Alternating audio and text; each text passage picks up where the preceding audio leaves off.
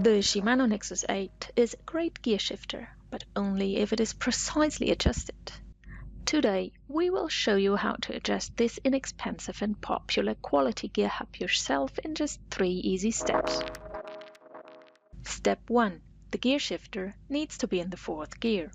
Start by switching into gear number 1 and then switch up gear by gear to the 4th. Step 2. Find the 2 yellow marks on the gear hub. They are difficult to see due to oil and dirt. Use a clean rag to clean the gear hub right next to the chain. Step 3.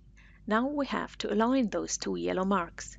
By turning the knob on the gear cable, we can change the tension. Turn the knob on the gear cable until the yellow marks are aligned.